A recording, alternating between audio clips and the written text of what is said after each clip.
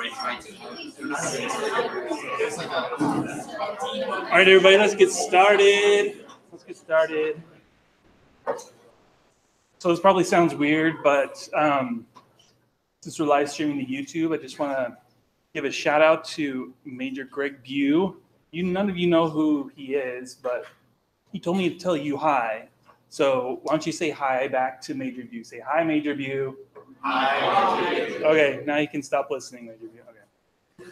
Hey, it's just an inside joke. Okay, so welcome back. What did everybody think about the guest lecture last week? You can be honest. I have no. I mean, I guess you YouTube. Why Windows? Why Windows? So everything they teach at ASU is predominantly Unix. Yeah. And then we delve into the technical specifics of Windows. Yeah. So good reasons for both of that, right? Like Linux land is where it's just easier to develop programs. Like that's just the brass tacks, right? But Windows is where it's still the dominant operating system for corporate America, right? So Mike Lombardi, he consults with companies that need help doing forensics, and so by and large, those are going to be Windows machines. And so he has specialized very, very deeply in Windows for analyzing Windows registries and all the features of Windows 10. When a new feature comes out of an operating system like Windows, and you do forensics on Windows, you got to become an expert in it pretty quickly. And so that's why. I didn't realize he was going to go so deeply into Windows, but that's where his expertise lies. So that kind of satisfies your question. I thought it was great to get an industry perspective. And the guest lecture that we have in a few weeks is Jamie Winterton. She's actually, I'm going to get this wrong, Director of Strategy or something at GSI, Global Security Initiative, which if you don't know how GSI like where it sits in the ASU organization, it's fascinating because that part of ASU distinguishes it from all other research universities. So it's worth doing some homework before she comes because that would give you a fresh perspective on why GSI is so amazing and why that helps ASU be such a powerhouse when it comes to research. So check it out. And she will bring an excellent academic view because that's where she comes from, but she also has a really great experience just in the real world. So I'm really happy that we're rounding off our guest lecture series with her. Okay, a couple of administrative things. So we still have the upcoming deadline. So the initial checkpoint of the project due this week. What do you turn in? Nothing. So I've addressed this in class. I've addressed this on Piazza, but I think it still bears repeating. This is a checkpoint to make sure you can finish. If you don't make this checkpoint, I have serious concerns that anyone will be able to finish the rest of the features if you don't at least have this basic functionality down at this point. So, question? Yeah. So the init function, the examples say what to do if it is found and isn't found. Right. But what if it is found without initial block? If the file is found but not an initial block, because it doesn't state that, but it implies that could happen. Oh. Because it says I didn't realize it does. Blockchain file found with initial block. Oh, I see what you're saying. All right, should we just So if there's an empty file that has the same file name, that's what you're talking about, right? basically? Then you need to create a new, like that. Of course, you need to make an initial block if there's no initial block. So we should check if there is a block file that we're Yeah, don't just check that there's a file with that name. Right. That wouldn't be sufficient. Yeah. What if there's a file with the name, but it's not like correct anyway? There's no initial block, or it's like a bad initial block. It should be at least parse the initial block to make sure that it's like a good block. So that is what I had in mind for the verify function. And so however you want to do that, I'm not going to, obviously we're not grading it at this point. I don't know that we're going to get that in the weeds for like testing your application when we actually grade it after you submit the whole thing. But that's a good thing to keep in mind. So I kind of danced around your question, but hopefully I gave you enough of an answer you can run with it. Yeah. So I'll ask the data question again, just because I actually did it. But so when I was looking at the project, I couldn't really find like where you would have a data length or data. Why you would need to use those fields? Yeah, why? Like it seems like you would just initialize them to whatever you want and change. So they are going to be different for different blocks, right? The initial block has that message. I don't remember the exact text, but it's supposed to have exact text to signify that it is the initial block. But also certain other operations, such as when you remove an evidence item, and let's say you return it to the owner, the idea is that you put the owner's contact information in that block, because it doesn't make sense to have a data field for such uncommon use cases, right? Because most of the time you're going to be checking in new evidence, checking it out to work on it, check it in, right, and then call it done, right? But most of that's going to be checking in, checking out. But you need a place to store that if we're going to actually replace a chain of custody form, because it's on the chain of custody form. So that's another thing I would encourage you to do, is take a look at the reference chain of custody form that your program is supposed to be able to replace, because that'll kind of give you an idea of all the information that your program is supposed to capture for that purpose. okay. So fair enough? Yeah. So most of the time, data length might just be 0 with no data in the data field. Okay, so we don't have to like. You don't have to use it. That's the purpose of having a data length field, is Right. because if it's 0, then you just read in 0 bytes and then keep going. Okay, and then, so say we remove it and get an owner, you would just get the length of that string or something and then save that as a data length. Yes. So a block still exists in like the chain when it's removed, or like why would Yes. you- okay. So you never remove a block from the chain, ever. So that's kind of the whole fundamental principle of blockchain, right? Put data in and you never take it out again, right? That's otherwise the chain would break, and you wouldn't have this hash history that you could verify the integrity of the whole history.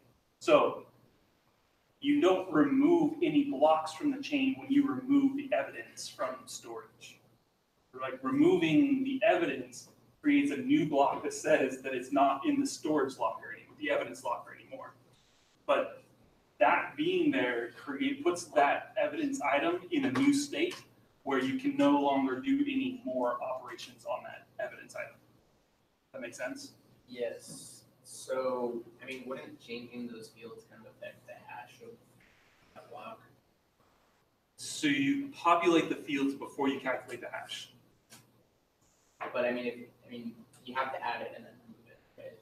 So you would add it and calculate the fields, but then when you remove it, you're, changing the state. You're not changing a block, you're creating a new block that says that the physical evidence has been removed from the evidence locker.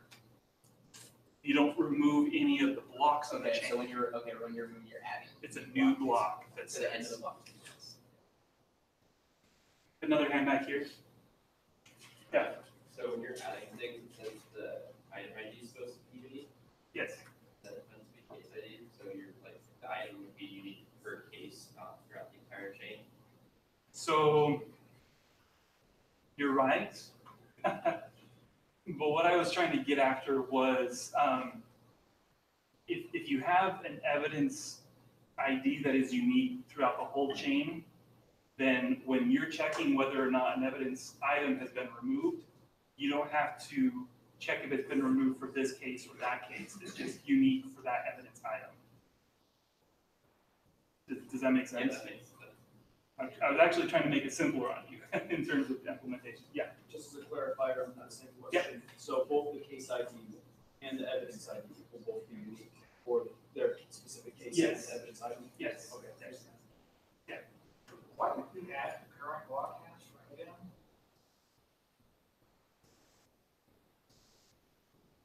Why not? No, but I mean, is there any reasoning behind it, or we just decided to change this back and change it back? No, 'cause I mean, it doesn't gain you anything. Your parent block is protected by your child blocks. Your child, most recent block is the only thing that's vulnerable. Cool, we add a hash. I want to change the data. I change the data, recalculate it, rewrite the hash. Why did we put it there? Because in the description, in the assignment description, one of the verified features, one of the verified functions that you're supposed to do when you say each verify, is that the hash matches the contents. I guess you could have gone to the child block to get that information. Just roll with it. It's what, 116 bits or something like that? Any other questions on the project? I'm glad to hear more questions because that means you're thinking through some of these use cases. So that's good. Okay. Also, paper reports and slides due April 4th, and also homework 3 due April 11th. My homework 3 is pretty much done, so it's like 30 lines of Python code.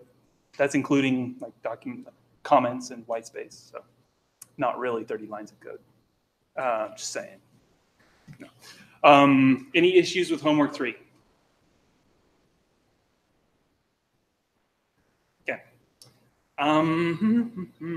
Oh, so since I'm implementing homework 3, Gradescope the setting up will go much smoother because SoQual will actually have a reference implementation, so expect that to not be as big of a mess as it was previously.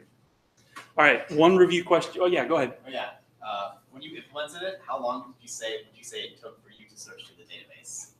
Oh, I haven't actually run it on data yet, but I expect it to be a while. Yeah, it's a huge data set, but that is the data set that everybody uses. Like, so I actually cracked open the textbook on to the chapter on email forensics to see if like they had any other like exercises on email forensics that would have some other data set. No, they pointed you to the Enron data set. So even the textbook is like, just analyze this.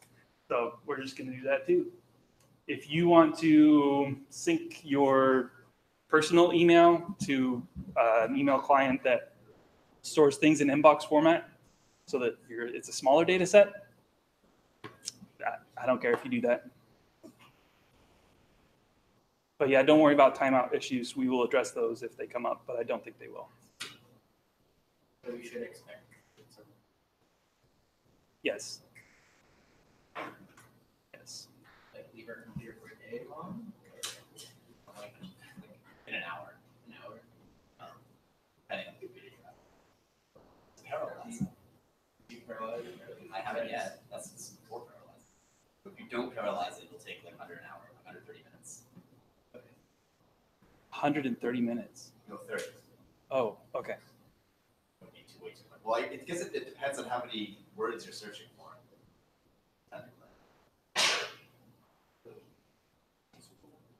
Yeah. Oh. My son is on it. Yeah.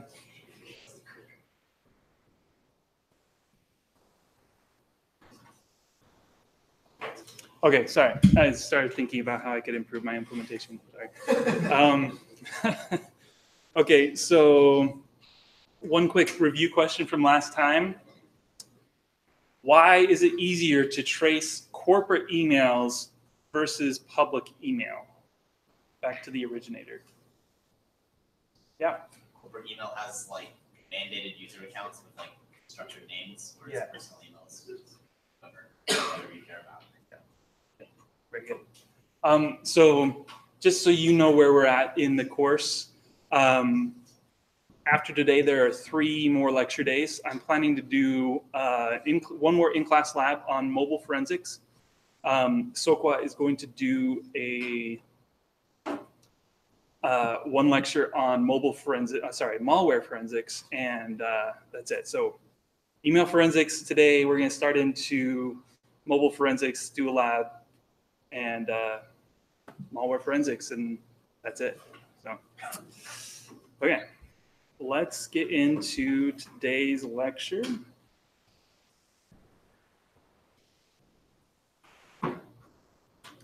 Okay, last time we left off talking about how to examine email messages. So I apologize, these slides are not super engaging.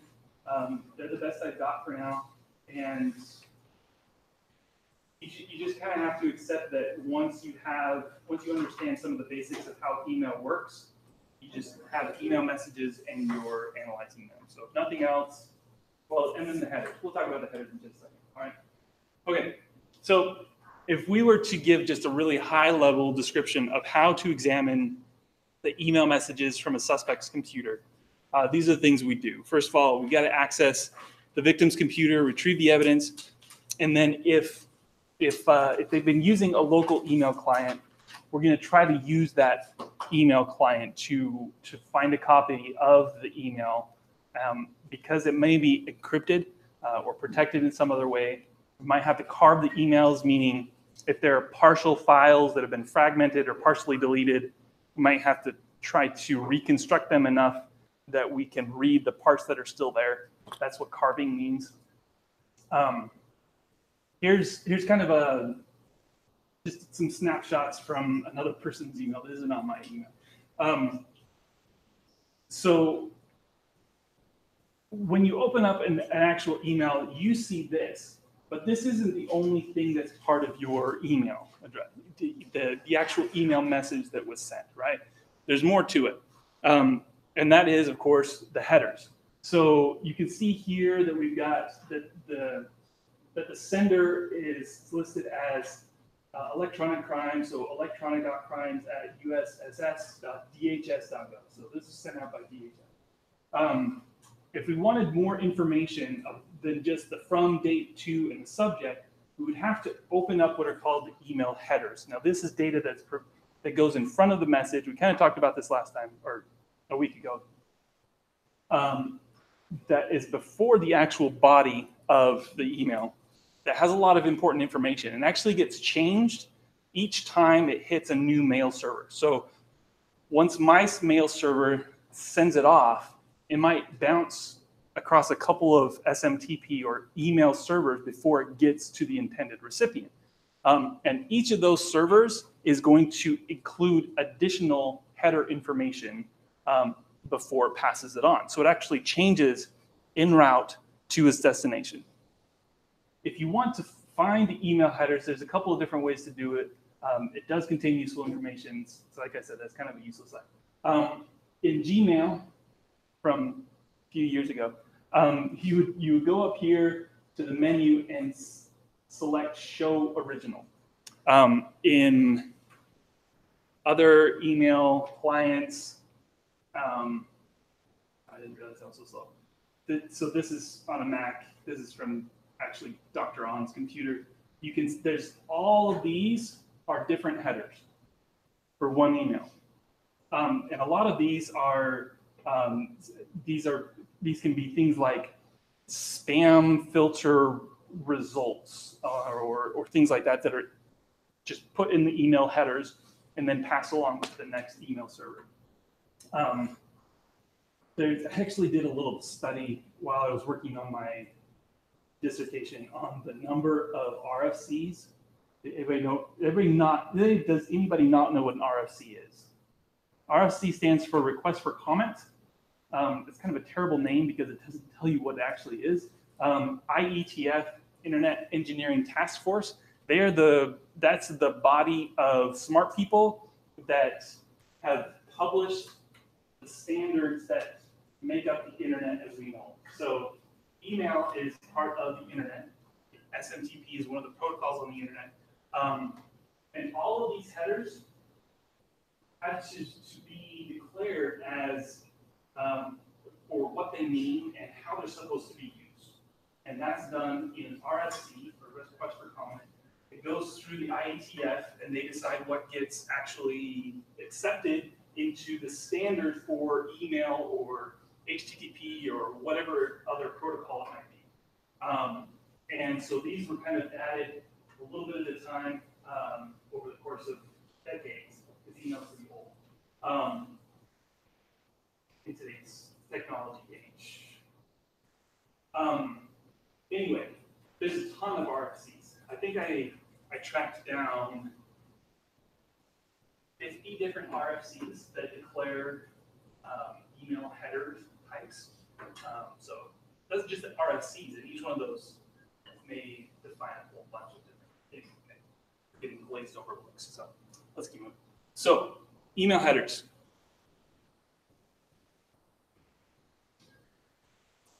Everyone's attention. This is the most important slide of this deck. Okay. If there's one thing I need to test you on, it's probably this slide. Okay? So everybody better get this answer right. Okay, so here are some of the important email headers.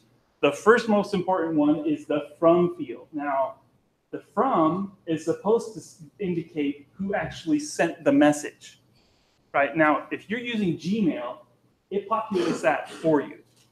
But if you are an elite hacker and sending email from a command line on a server, you can populate this with whatever you want to. Let's just let that sink in for a second, all right? I could spoof or fake the from address if I knew what I was doing, which means that, because this is spoofable, this is easily forgeable, you should never fully trust the sender of an email. Email is not secure. It's not secure. It's not a secure protocol. There have been some efforts to make it a little more secure, but it is by and large not a secure means of communication unless you have some other mechanisms through which email can go. So, easiest to forge, the least reliable, but sometimes people don't know what they're doing. They leave it, or it's there, so it's important sometimes. Okay, reply to this address, the address to which replies should be sent. So again, this is very easily forgeable, but the purpose of this header is to say, I'm sending this on, okay, a legitimate use case would be, I'm sending this to you on behalf of my boss, who is the actual person that wants to get any replies. So they don't go back to me, even though I sent it. So I legitimate, if I'm a legit user, I would put my email address in the from field, but my boss's email address in the reply to, if they're the ones that are supposed to get the replies. Or a mail server where the actual, or like if you wanted help with something like that. Okay. Return path, the email address for return mail, which is the same as the reply to. Message ID, this is a unique string assigned by the mail system when the message is first created. So it has a specific format that's not as important. There was actually a case, I want to say about 10 years ago, where this businessman, he took a trading company to court because he claimed that they had sent him an email telling him to invest in specifics, and that he lost a bunch of money on the deal. So he presented this email as evidence, and the court put it out to a third party to actually do the analysis of his email. Turns out that everything looked good on his end, even though the company had no record of sending the email. Everything about the email looked good except for this field. It was a duplicate of another email. So he had handcrafted an email, but had forgotten to change this unique message ID. And because there was another email in his inbox with this message ID, they were able to prove that he had forged the email, sent it to himself, and so the case was dismissed. An interesting anecdote. Okay, one more. Received. The received, so this header can be repeated several times.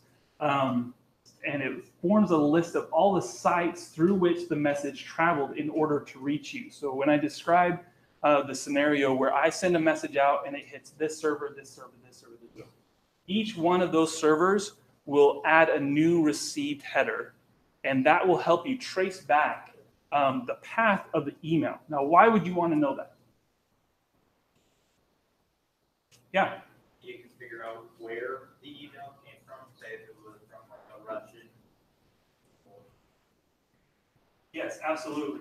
So why do we need that though? Can we get the originator information somewhere else?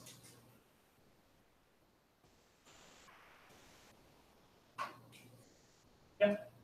You might suspect that someone intercepted it in the middle of the original sender, so that the original sender might be legit, and then there was someone that intercepted it and altered it over it to you. Yeah, that could be, absolutely. Another thing is that if we don't trust the from and the reply to, we might be able to trust the receive headers more, because these are populated by the server, not the actual sender. So if the sender forges the from and the reply to fields, we might still be able to get an idea of their approximate location based off of the received fields, if these are forged. Does that make sense? Yeah. If received is populated by the server, could you like make a server that forges the receive field?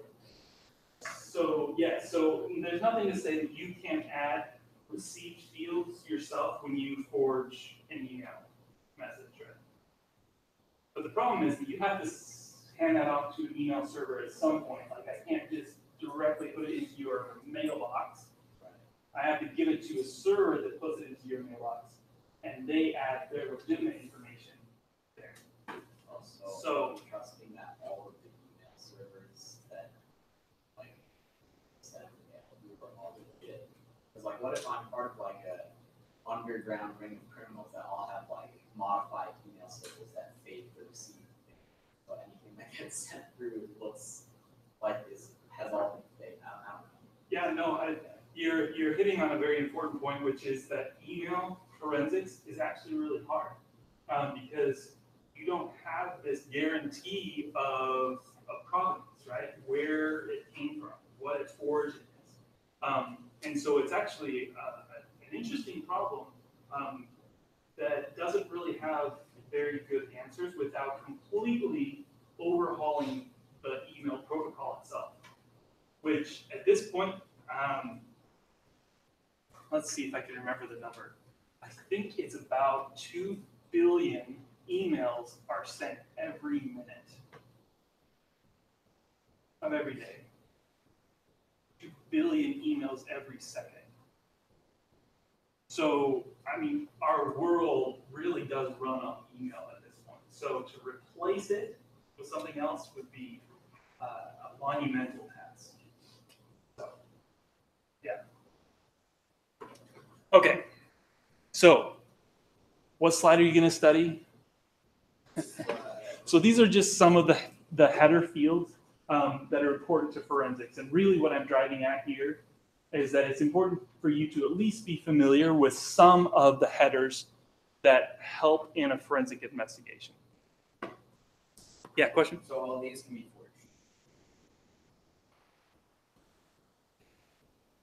forged. Yes, to some degree. Yeah. Yeah. So what about if the email is encrypted? Does that influence anything about the headers? Yeah, that's a separate aspect of sending an email. So it won't. I haven't studied encrypted email protocols very well. I think mostly what happens is that there is a transmission. there's a transmission, there's an encrypted channel through which a regular SMTP message is sent through rather than a new protocol. So you create an encrypted channel between one SMTP server and another, and then you send the message through rather than it being an inherent part of the actual email message. Does that make sense? So it may not even be visible by analyzing the headers whether or not it was sent over an encrypted channel. That's what I'm driving at.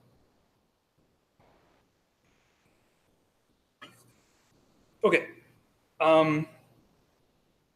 So again, this is some important information to just kind of keep track of. You can gather supporting evidence to try to track the subject using the return path, recipient's email address, type of sending email service, IP address of the sending server, which can sometimes give you an idea of whether, because these days there are blacklists of known spam servers, right? So if it's bouncing off of one of those known bad email servers, that might give you an indication that something nasty is going on. Unique message number, like we talked about, date and time email was sent, attachment files information. These are all very helpful in trying to examine email for evidence purposes. So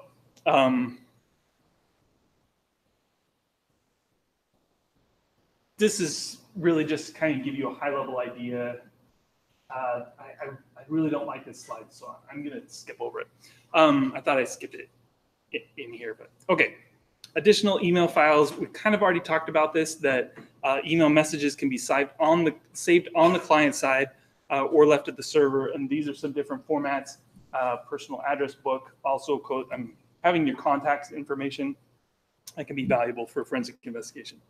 Okay, so tracing an email message. Some of the preliminary steps you want to go through is examine each field in the email header, especially the recorded IP address of the sender, content analysis on suspicious emails, such as determine if the crime or violation of the policy has been committed. So this is on the actual content itself.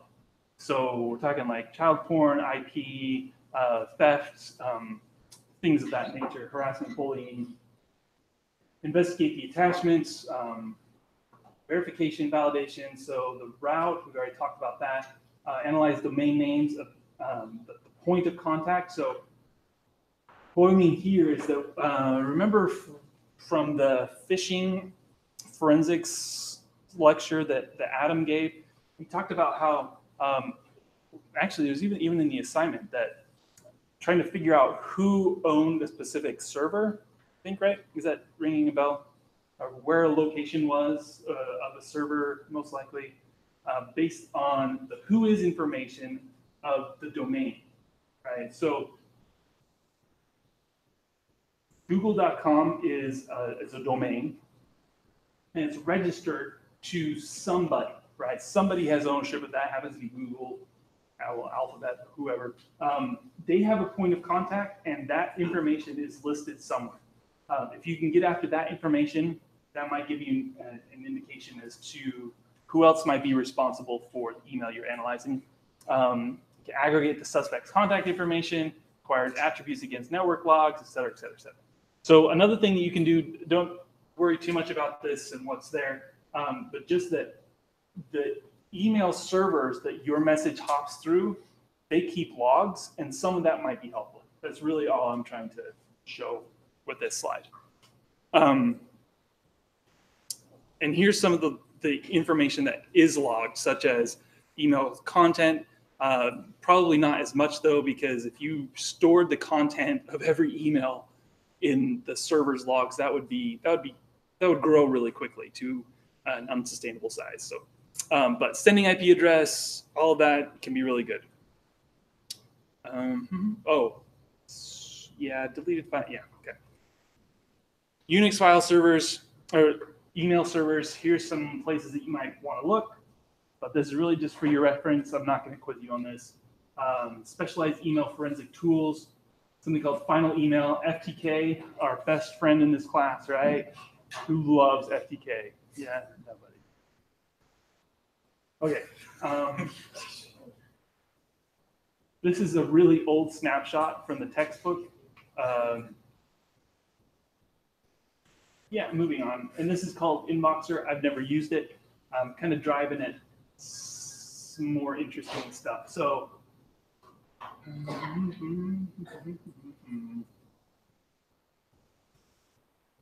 okay, so if we want to extract information that isn't contained in just a single email, we have to look at more than just one. We have to look at an entire set of emails. But once we start to do that, we might be able to make some connection between this person, that person, some of the topics that they discussed on a regular basis in their email, who some of the influencers are, who's like a passive influencer, meaning that they don't ever send out very many emails, but they're included on a lot of things because they're a decision maker, so they might have just one or two emails here or there, but those emails are like the final say, things like that. That level of insight, you have to use something that makes connections between each of the emails in a set, like the Enron set. So let me just show you an example here. We've got here something, let's see. I think this is from BuddyGraph. I think this is the actual tool that generated this. So what BuddyGraph does when you throw the Enron data set at it is it draws lines between people that corresponded with each other and then the category of those emails. So for example, from Susan Mara to Jeff Dasovich, I don't know.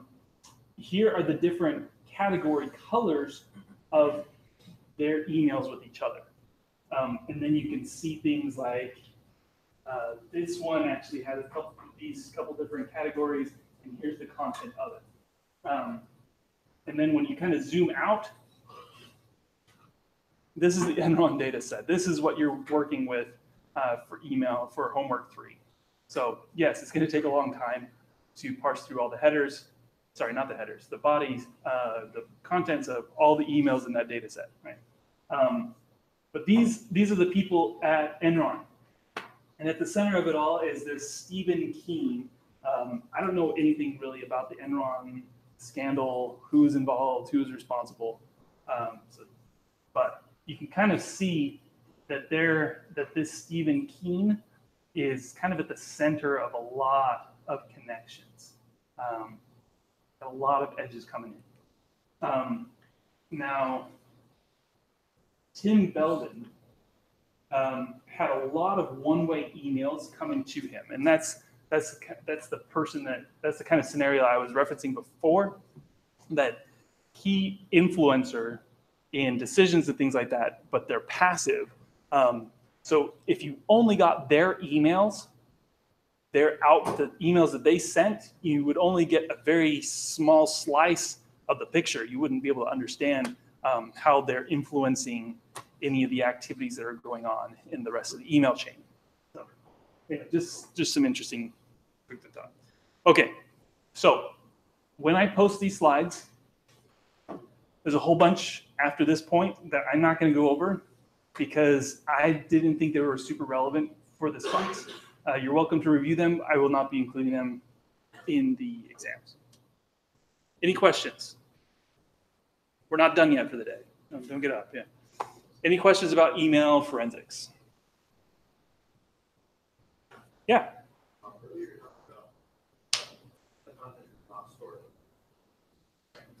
I was saying that if you include the content of every email in your email server logs, that it would grow unsustainable.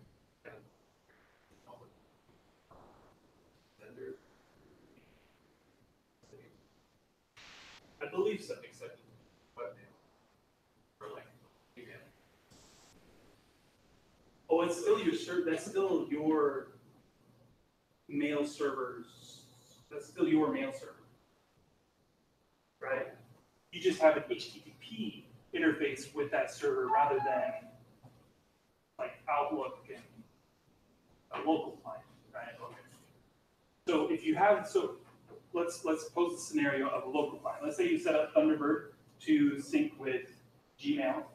All of your emails are going to be stored by Gmail, and you might have a local copy of a portion or the entire inbox that is also there, and all of the recipients for those emails, all of the senders of the emails that you're a recipient for, their servers will also have the sent version of those emails. I cleared up, Wade? Yeah. Right now. Yep. You know, it's crazy. Any other questions about email forensics? Okay, we'll take just a minute break while I switch slides and everything.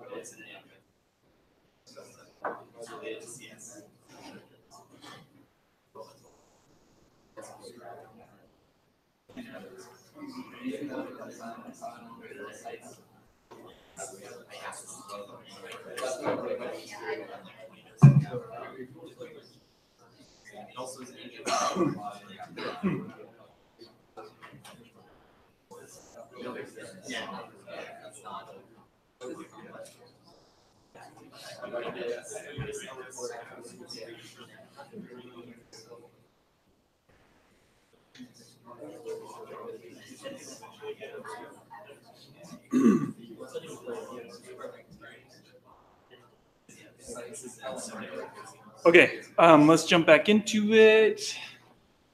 All right, so we're going to talk about mobile forensics now. Mobile forensics is another one of those kind of really tricky areas to do forensics in. And that's because the space moves so quickly that if you get to be an expert on one mobile platform, by the time you're an expert, things have changed. That's just how quickly things move. The information in these slides is not up to date. It's still relevant, but you'll see some of the screenshots are from Android of I don't even know how many years ago. But you'll get it's enough to get the idea of what it's talking about. Does anybody in here have experience doing mobile app development? A little bit, yeah. For what platforms? Android? iOS. Okay, so you'll understand some of the concepts we're talking about. Okay, let's jump into it. So, sorry for all the tons of text, but just wanted to get kind of a high-level overview of the origin of mobile forensics. So, really, in Europe, kind of started on by analyzing the SIM cards or the subscriber information generated. They wanted to be able to focus specifically on the GSM SIM card and to analyze the information off of that. That's where it started. And part of the reason for that was that terrorists were using phones for different purposes, such as IED detonators and other not so awesome stuff.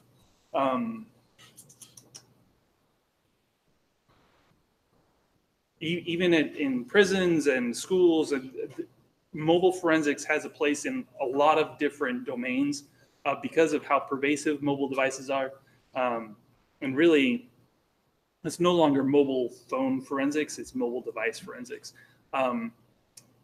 But mobile forensics really just is all about recovering data from these mobile devices and to do it in a forensically sound manner, right?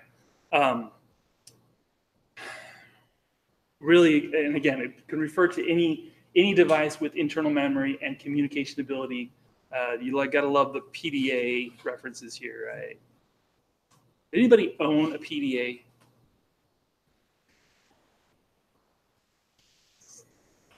Oh, good times. No.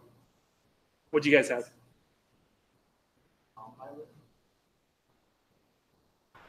Just something, yeah. I had a handspring. They were awesome because they were compatible with Palm OS, but it had an expansion slot in the back, so you could like plug in a modem, so you could connect it to the internet. Awesome. Good times.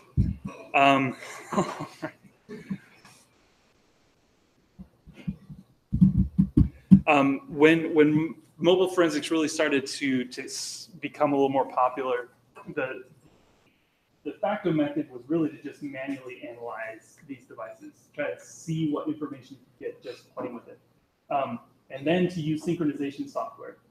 We'll talk more about that in just a minute. But some of the more modern examination methods is use of flasher tools provided by OEMs. Does anybody not know what OEM stands for? Original equipment manufacturer. So usually these are used to program the device memory, but they often also provide debugging support, which can allow you access to some of the lower level elements and data that are stored on the device.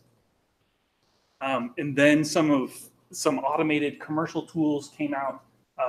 Paraben is one of the more popular ones. Actually, before cell phones all started having the same kind of port on them, right? I remember there was a subscription service that you could buy for this Paraben device that they would send you new cell phone connector cables as they came out, because pretty much every manufacturer used their own kind of data cable to charge and do synchronization with your computer. And so they actually had this subscription service where they would send you new cables so that you could still analyze cell phones of any variety. Okay, moving on. All right, just some high-level stats, and these again are from a few years ago. 80% of all criminal investigations in Europe involve mobile device forensics. Who believes that number is still accurate? Not. Yeah, that's got to be way higher now, right? 90% of all criminal investigations. I don't know why we have UK numbers on here. 70% in the US, becoming the necessity and the necessary part of every investigation. In other news, the sky is still blue. Okay, all right, sorry. So when we kind of put mobile forensics in perspective with other parts of other disciplines within forensics, we've got computer forensics, which there's really just a few major operating systems, and with mobile devices, that's largely the case now, but it didn't used to always be that way. So we've kind of entered into that same standardization that created the golden age of forensics. Do you remember that lecture where suddenly everybody was using Windows XP and everybody was using Microsoft Office? So it made it a lot easier to do forensics. I feel like we're kind of, in that respect, we're kind of entering a similar phase for mobile device forensics, in that there's really just two different operating systems when it comes to mobile devices. One of the interesting aspects about mobile forensics that makes it distinct, though, is that these devices move around a lot, and that location data can be invaluable when you're doing a forensic investigation. You want to know where a person was, how long they were there, what route they took there. All of that can be very informative when you're trying to construct a case and recreate the series of events that led up to whatever you're investigating. Okay, so, I hate this slide, I'm skipping it. Okay, tons of data that's available on your phone, right? So much information. In fact, it's almost scary that we carry around in our pockets something that stores such detailed information about us. If you stop to think about it, like you use a password manager, all your passwords, financial information, clickers that click when you don't want them to, text messages, communication with other people, videos and photos and sound files and Wi-Fi connection information. I mean, all of this is just sitting there.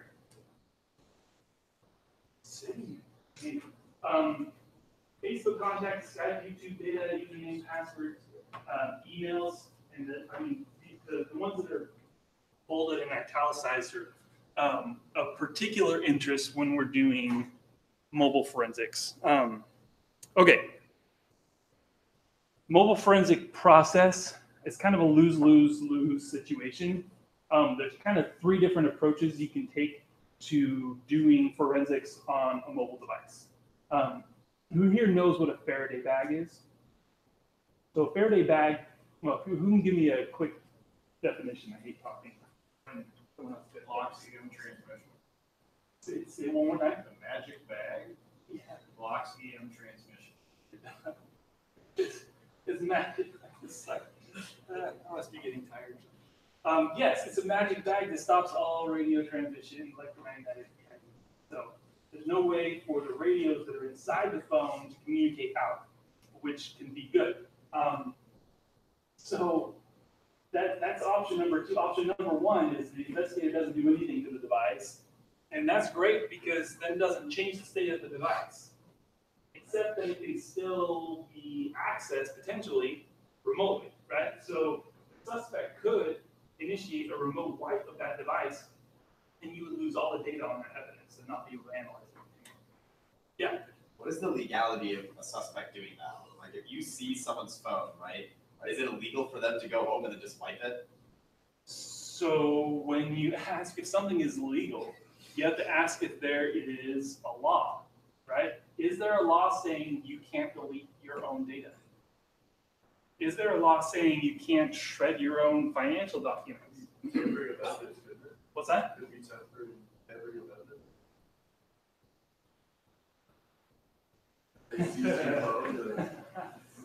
Does it depend on where in the investigation process that item is?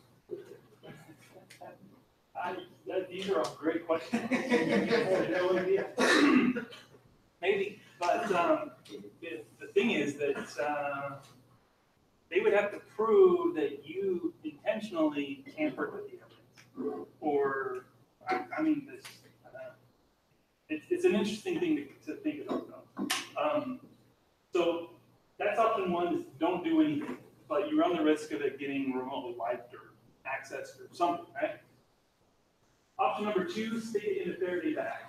That way it blocks all communications, but there's a limited charge, and you can't leave it in the bag and then put it in an evidence locker, come back 2 months later, and it's still on. No, that's not how batteries work, right?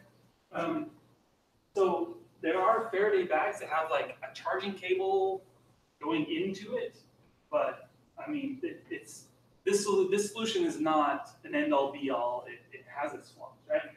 Option number 3, sorry if the bullet point being hidden by this very large Faraday box or something, is the investigator manually switches the device to airplane mode, but that slightly alters the memory. And again, there's a chance that doing something like that could trigger some series of events that would destroy evidence on the phone. Right? Like, it's not very hard to set up triggers for something like entering airplane mode, right? So anyway, these are kind of 3 high-level options when somebody physically acquires a mobile device for evidence. So once you have the device, here's kind of 3 different approaches you can take to doing the analysis of it. The first is manual acquisition. What do we mean by that? What's manual acquisition?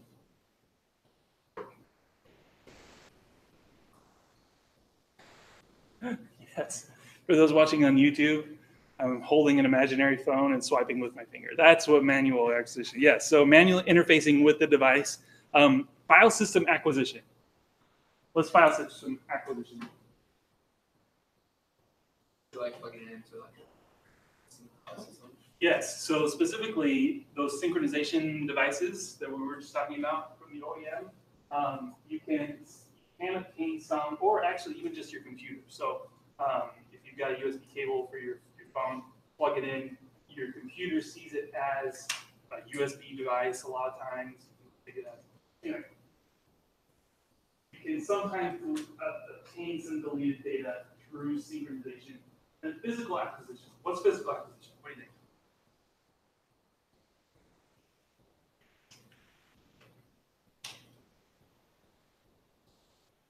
Maybe getting the flash drive or whatever the storage is and taking it out of the phone. Yeah, so doing chip off, yeah, that's one way of doing it. So pulling the actual flash chips off of the board may not necessarily be necessary. There may be JTAG points where you could still get at the data. There's lots of different ways. But yes, getting a bit by bit copy of the device's flash memory. That's the objective there. So manual acquisition, this is a screenshot I mentioned of just opening up the phone, browsing through, and trying to not have a seizure with this projector that keeps flashing. Yeah, looking through their contacts, call history, looking through their apps, just this.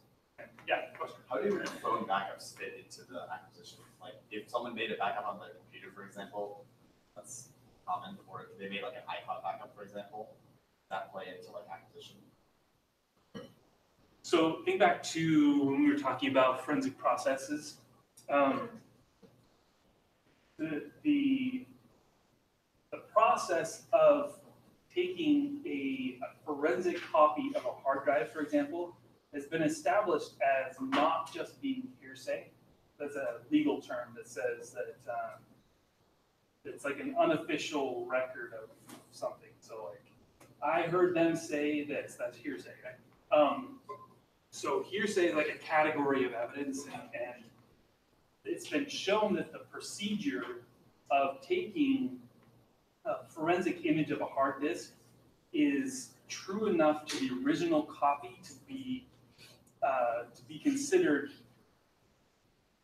as if it were the actual original evidence. So whether or not backup of a mobile device would be sufficient enough for it to be acceptable in court, I don't know. Oh, wrong one, sorry guys. I don't know, but the legal obstacle there would be giving some evidence to that effect, that yes, it is sufficient. The processes of capturing that data were functioning properly. Remember authentication, right? So we want to be able to say yes, the processes that created this were reliable. That answer your question? Yeah. Are we not worried when we're doing manual acquisition about the same kind of thing, or when we find acquisition or changing the state of the place? So obviously manual acquisition is not ideal for the exact reason you talked about, because just opening an app changes the state of the device, and you don't know what effects that's going to have, what data it might destroy. So actually, yes, it is. We are still concerned with that. If there's no other way, yeah, maybe the circumstances necessitate prompt response or something like that, where just getting anything off of the device is more important than getting it off perfectly. But yeah, that is something that they can consider. Yeah. And along those same lines, how do we make sure that during a manual acquisition process that we are not, like, there's like is there like a way for us to have a record of what we are doing that protects like us as forensically investigating it, or that we aren't like planting evidence or whatever? Because otherwise it seems like it'd be like a big issue if there's no like means to make sure that this is, valid. You are right. Yes, that is an issue. Yeah. So manual acquisition, again, is not the ideal course of action. Okay, so pros, no prior setup, external tools are required, very easily performed. Some of the cons, just some, because there's lots. Very slow at extracting large quantities of information. Can you imagine if you had to, if the only way to get a person's contacts list was with a manual acquisition and you needed to actually record that somewhere? That would take forever, right? That would take so long. It also compromises the data integrity, can be halted if the device is locked, meaning if the device is locked, you can't do any acquisition, right? If you can't unlock the device. And then you cannot recover or hidden or deleted information as well. So any of that is not visible if it's not visible through an app or something that's already on the phone, it's gone. Not accessible using manual acquisition. Okay, file system acquisition. Kind of already talked about this. Plugging it into your computer or some device that can look at the actual file system. So not just at the user view that's presented on the screen, but actually looking at the file system somehow. That's what we're talking about here. You can browse through files, might be some deleted files directory. So Android in particular uses tons of, well, most people say SQL-like databases. I can't do it. I'm an SQL person. I know that's like a thing, like SQL versus SQL, right? I just SQL. It's probably because when I first learned about SQL, there was this guy in one of my classes, my database class, that drove me crazy. He was so annoying. And he called it SQL, so I didn't want to. So that's why I say SQL for the day. All right, sorry. Android uses tons of SQL-like databases all over the place. It's like the de facto way of storing. They're all over. And they can be very valuable. So this is here in case you want to read it later. Acquisition pros and cons here. You can quickly extract large amounts of information because you just copy files as if you're pulling it off of a USB drive. You can cover some deleted information.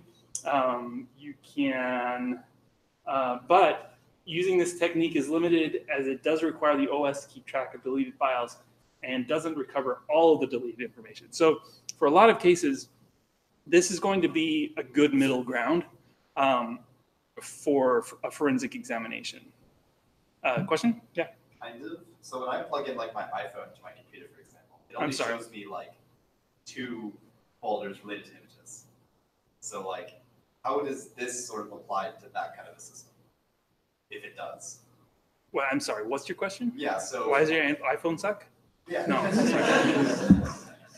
So it only shows me like the images that I've taken. So if the forensic investigator wants to do something like this, just plug it into the computer and see what photos I've taken, that's fine. But if they're looking for like application data or something else that I have on my phone, how does this sort of relate to that? Are there like tools or like what else? Yes. So couple of things. Depending on your phone, if you have a good phone or an iPhone, no, I'm just kidding. I just hate Apple so much. You can choose what mode your phone is connected to. So like when I plug in my phone, I can go into the menu and say, I just want this to charge, or I want this to present itself as a multimedia device, or I want to be able to browse the files. That last one is going to give you more detailed access. So that's one thing. There's also different modes of connecting. Android Debug Bridge, ADB. I don't even know if that's still a thing, but it is. Yes, it is. In which case, if you have that enabled, you get even more low-level information than just the files. So that's another possibility. Robert, do you have another comment about that? You're raising your hand. You raising your hand? Someone's raising their hand. I certainly will. Okay. Yeah, go ahead. So, are we concerned in file system as in with data? Yeah, so the question is, are we still concerned about changing the state of the system doing file system acquisition? And the answer is yes, absolutely. But again, mobile device forensics is is hard unless you're just gonna pull the chip off, which actually is not as difficult or as expensive as it used to be, but it still requires a high level of expertise. So if you don't have that expertise, if you're some police department in small town rural USA, right, and you know how to do this, that is amazing compared to what other people do, right? Because other people will only be able to do manual acquisition. This is a huge step up from manual acquisition. So yes, but if that's all you've got, flaunt it, right? Yeah.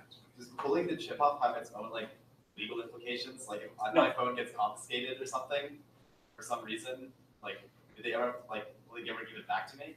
I guess they like pull the chip off. That's obviously not going to happen. Those are pieces.